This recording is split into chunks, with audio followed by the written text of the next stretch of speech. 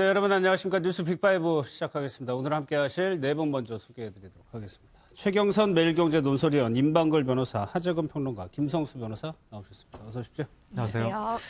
오늘 첫 번째 키워드부터 살펴보겠습니다.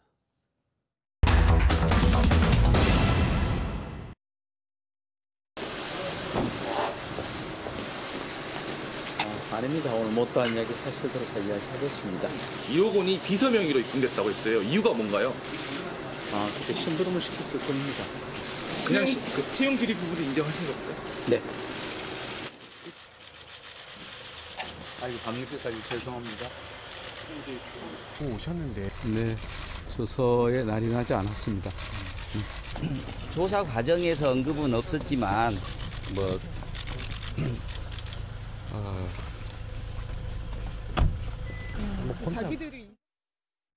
윤장현 전 시장이 오늘 새벽에 2차 검찰 조사를 마치고 나왔는데 조서에 날인하지 않았다 이렇게 얘기를 하고 있습니다. 임 변호사님께 먼저 여쭤볼게요. 네.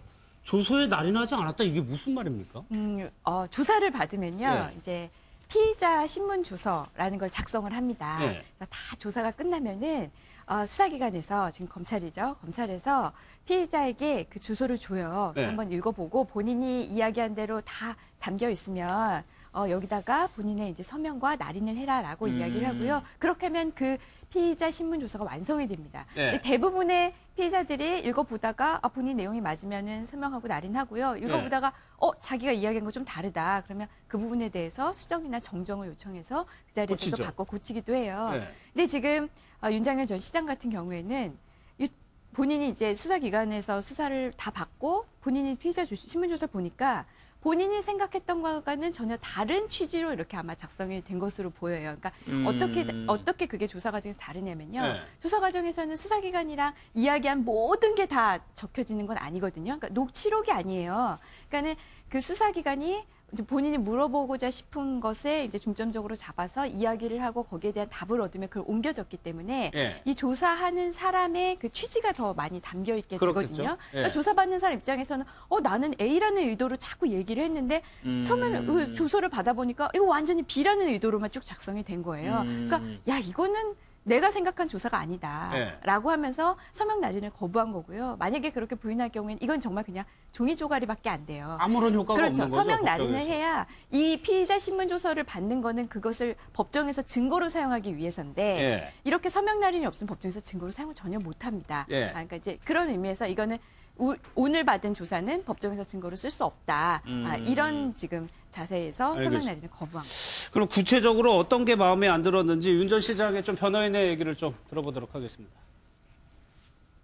전체적으로 조사하면서 증거를 수집하고 범죄 사실을 확정하고 이렇게 나가야 되는데 일단은 기소를 전제로 목표로 해서 기소는 이미 방침을 정해놓고 거기에 맞춰가는 거죠. 피의식이 아니라 진술의 방향에 간 것에 대한 불만입니다. 11월 5일 날 시장님이 경찰 조사를 받으면서 그 여자가 이제 일종의 딜이죠. 그게 이제 시장님한테 그 여자가 이제 처음에 조사를 받고 있을 때 시장님한테 이제 계속 전화를 했었어요. 시장님은 만나주진 않았습니다. 당초 이제 경찰에 저희들이 문자를 캡처해서 시장님 진술서하고 제출을 했는데 경찰이 검찰에 그 송치할 때 사기죄만 이제 송치를 했잖아요. 그것도 검찰에 송치 서류에 첨부를 했답니다. 저희들은 당연히 그 진술서를 봤으리라고 생각을 했죠.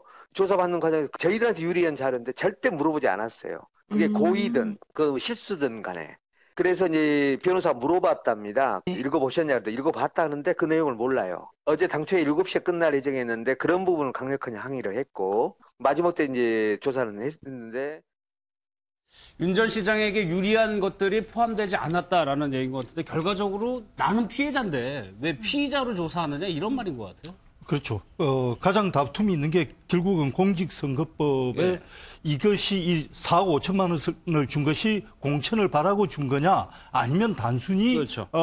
인간적인 그 어떤 도움을 주기 위해서 준 거냐 이게 핵심인데 지금 그 사기범과 윤 전 시장이 주고받은 문자 메시지 중에는 윤 전 시장에게 불리한 문자 메시지도 있고 네. 그다음에 또 유리한 문자 메시지도 있는데 그동안 경찰이나 검찰 측에서 이제 언론에 공개하지는 않았다 하더라도 얘기한 것들이 공천이 주로 왔다 갔다 하는 메시지 중에 포함된 걸로 봤을 때 네. 공천을 대가로 돈이 오고 간 거 아니냐 이런 이제 추론들을 많이 내놨었는데 윤 전 시장이 요번에 이제 공개한 문자 메시지들을 보면은 예. 사기범이 굉장히 미안하다. 검찰 쪽에서 이 사기죄보다 알선수재죄가 형량이 낮으니 예. 그쪽으로 자꾸 몰아가려고 한다. 이런 내용의 이제 문자 메시지를 자기한테 유리한 문자 메시지를 공개를 했죠. 근데 사실은 어느 쪽의 말을 믿어야 될지는 좀 의문적인 게 있습니다. 왜냐하면은 저 두 사람이 나눈 문자 메시지라 하더라도 어느 시기에 문자 메시지를 전송했느냐에 따라서 그렇죠. 내용이 다를 네. 것이거든요. 예. 돈을 주고받을 시점에 나눈 문자 메시지 내용하고 이 사건이 다 들통나고 나서 이제 미안한 마음이 들었을 때 나눈 문자 메시지 내용은 다르기 때문에 어느 시기에 문자 메시지를 공개하느냐에 따라서 내용은 다를 수 있다고 봅니다. 그러니까 이 여성이 보냈다는 문자 메시지를 굉장히 길게 네. 공개를 했는데 그 내용부터 일단 좀 봐야 될 것 같아요. 예, 윤장현 전 시장 측에서 이것이 그동안 공개되지 않은 예. 윤장현 전 시장한테 유리한 내용의 문자 메시지다라고 하면서 공개를 했는데 예. 그 내용이 그러니까 상대 여성이 시장님 죽을 죄를 지었습니다. 경찰과 검찰이 시장님과 제가 공범이라고 몰아가고 있습니다. 예. 공천 알선 수재는 3년이고 사기로는 5년이기 때문에 예. 잘 생각을 해봐라. 그러니까 마치 이 공천 알선 수재를 인정하면 3년으로 끝나는데 예. 사기죄로 넘어가면 5년으로 더 길어지니까 예. 공천 알선 수재를 무조건 인정해라. 그런 이런 취지죠. 식으로 이제 예. 몰아갔다고 하는 거죠. 근데 그러면서 이제 그 여성이 하는 말이 시장님께서는 저한테 속아서 돈을 준 거 말고는 아무것도 한 게 없는데 제 입에서는 이 이상은 나올 말이 없을 겁니다. 이런 식으로 여성이 말을 했다고 하는데 예. 이게 어떻게 그 윤 전 시장한테 유리하다는 문자 내용으로 해석이 되는지 이해가 잘 안 돼가지고 네. 그러니까 윤 전 시장한테 유리한 문자 내용이라고 하려면 사실관계에 대해서 그러니까 과거에 문자를 주고받았을 때 어떤 내용이 오고 갔느냐 이게 단순한 사기냐 뭐 공천과 관련된 것이냐 네. 그 사실관계를 밝히는 내용이 나와야 뭐 유리하다고 말할 수가 있을 텐데 지금 공개된 이 내용은 과거에 있었던 일의 사실관계가 아니라 최근 수사 단계에서 검찰, 경찰이 이런 태도를 보였다. 네. 이런 것이기 때문에 과거 사실관계하고는 상관이 없는데도 불구하고 윤 전 시장 측에서 이 문자 메시지에 너무 큰 의미를 부여하고 있는 것은 아닌가 예. 그런 생각도 좀 듭니다. 그러니까 이 문자 메시지의 검찰 반응이 재밌는데 검찰 관계자가 사기범 말이라 믿을 수 있을지 의문이다 이렇게 평가를 했어요. 이 부분에 대해서. 예, 일단 검찰 관계자 측 이야기는 그겁니다. 이 조서를 받음에 있어서는 사실 네. 모든 가능성을 열어두고 조서를 받아야 되기 때문에 이 문자 내용을 확인은 했지만 뭐 사기범의 문자이고 이제 또 공범 관계에 있을 수도 있는 사람이기 때문에 네. 신빙하지 않아서 조서를 이렇게 뭐 작성을 했던 것이지 뭐 아예 읽지도 않았다든지 이런 부분이 아니다. 지금 이런 식으로 좀 이야기가 나오고 있는 상황인 것으로 보입니다. 그리고 이 부분 관련해서 또 이제 문자 메시지 내용 중에 그런 내용이 나오거든요.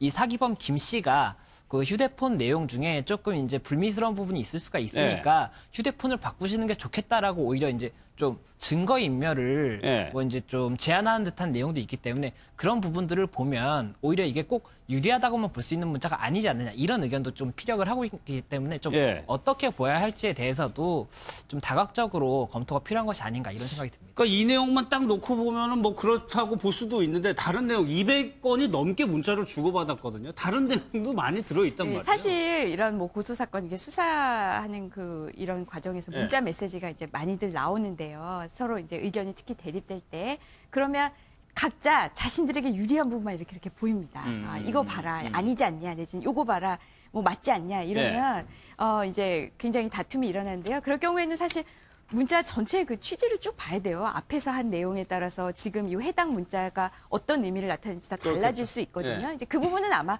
수사기관에서 또 이제 변호인 측에서 또 의견서를 낼 거예요. 지금 나온 이 부분은 지금 불리한 내용이잖아요. 예.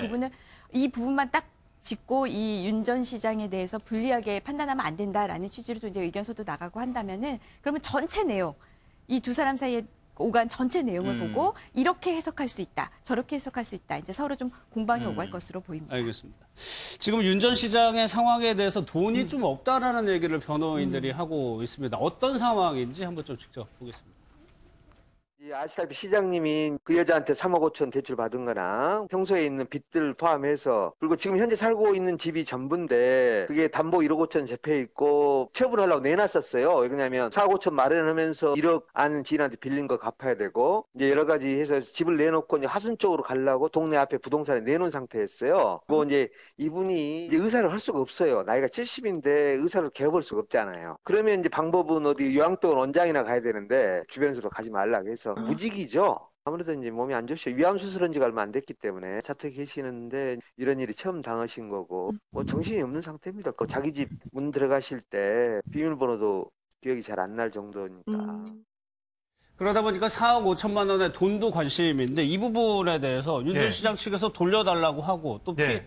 이 사기 여성은 또 돌려주겠다고 하고 뭐 예. 그랬다면서요? 예, 그러니까 이제 검찰 측에서 윤 전 시장이 과거에 이제 그 사건이 있을 당시에 네. 개인적으로 사정이 어렵다면서 돈을 돌려달라고 했었는데 네. 그거 자체가 그 돈의 성격이 공천과 관련된 돈이라는 걸 방증하는 것이 아니냐. 검찰은 그렇게 보는 거죠. 왜냐하면 돈을 돌려달라고 한 시점이 예. 바로 공천이 좌절됐다는 것을 확인하고 난 이후에 예. 그 다음에 돈을 돌려달라고 한 것이 아니냐. 시점이. 그러니까 이 돈에 대가성이 있다는 것을 스스로 방증한 것이 아니냐. 검찰은 그렇게 본 것인데 거기에 대해서 지금 윤 전 시장 측에서 이야기한 것이 아니다. 지금 그런 공천과 관련된 대가 그게 아니라 예. 형편이 너무 어려워서 예. 그러니까 애초에 돈을 빌려준 것 자체가 급하게 잠깐 쓴다고 해서 무리하게 마련해서 빌려준 거였고 그럼 나도 지금 그 돈을 계속해서 그 빚을 유지할 수 있는 상황이 아니기 때문에 예. 현재 그 윤 전 시장 상황이 별다른 소득이 없고 연금 소득 82만 원에 의지해야 되는 상황이고 예. 이분이 의사인데 연령 때문에 개업을 할 수도 없는 상황이다. 예. 그래서 지금 몇 억에 달하는 빚을 유지할 수 없기 때문에 매우 형편이 어려워서 그래서 돌려달라고 한 거지. 예. 대가, 뭐 공천이 무산돼서 돌려달라고 했다. 이러한 검찰의 예단은 잘못된 것이다. 예. 이렇게 해명을 한 겁니다. 최 의원께서는 이 부분 어떻게 봅니까? 만약에 처음에는 그랬어요. 윤석열 시장이 노무현은 살려야 되겠다 뭐 그랬나요? 지켜야 되겠나? 그런데 시간이 지나면서 그 돈을 돌려달라고 했단 말이에요. 가정 형편이 어려워져서. 가정 형편이 어렵다는 부분은 일단 작년에 그 윤 전 시장이 공직자 재산 공개할 때 신고한 금액이 예. 7억 원 정도 재산이 있는 걸로 돼 있습니다. 그러니까 한 3년 전에는 10억 정도의 재산을 신고를 했는데 예. 광주시장 재직하는 동안에 재산이 오히려 더 2, 3억 줄어가지고 7억 정도로 줄었는데 뭐 작년에 신고된 게 7억이기 때문에 거기서 더 얼마나 줄었는지는 제가 잘 모르겠습니다만 지금 이렇게 말할 정도로 정말 생활이 공공해서 돈을 돌려달라 할 정도로 네. 인가에는 약간 의문이 있습니다. 7억 정도 재산이 있다면. 그래서 앞서 이제 하재근 평론가께서 설명했다시피 네. 그 돈을 돌려달라고 한 시점이라든지 이런 걸 봤을 때 공천 때문에 줬다가 공천이 탈락되니까 그러면은 준 이유가 없어졌으니까 돌려달라. 네. 검찰에서는 이렇게 분명히 생각할 수 있는 대목이죠. 네. 그런데 이 공천 때문에 돈을 줬냐 안 줬냐에 따라서 범죄 혐의라든지 이 재산 문제라든지가 전체적으로 다 영향을 받습니다. 일단 만약에 공천 때문에 돈을 줬으면은 이 4억 5천이 범죄와 관련된 돈이기 때문에 나중에 돌려받기가 힘들어집니다. 물론 이 사기범이 이미 썼다고 하기 때문에 어떤 경우에든 돌려받기는 사실상 힘들어 보입니다만은 네. 특히 이제 공천 때문에 범죄의 목적으로 줬다고 그러면은 민사소송을 통해서 돌려받을 수도 없는 범죄 관련 물품이 되기 때문에 네. 그런 문제도 있고 그리고 또 이게 공천 때문에 돈을 줬다고 그러면은 사실 이제 그 다른 범죄들 취업 알선이라든지 이런 것들도